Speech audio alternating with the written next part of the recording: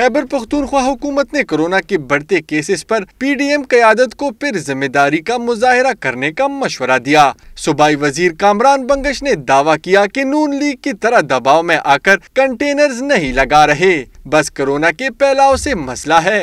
جلسے کے بعد اگر کورونا کیسز بڑھے، اگر کورونا کی سپر سپریڈنگ ہوئی تو اس کی مکمل ذمہ داری ان کے اوپر ہوگی اور ہمارے پاس قانونی آپشنز کھلے ہیں، ہم یقیناً اپنے تمام قانونی راستے اپنائیں گے۔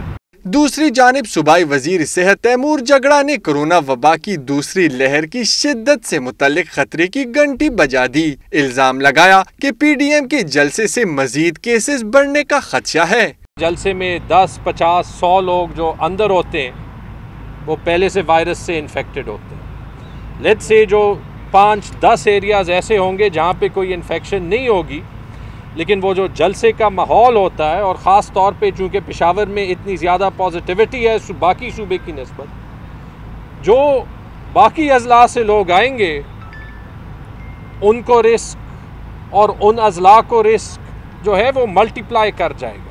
ادھر پشاور پولیس نے بھی جلسے کو سیکیورٹی دینے کے لیے تیاری مکمل کر لی۔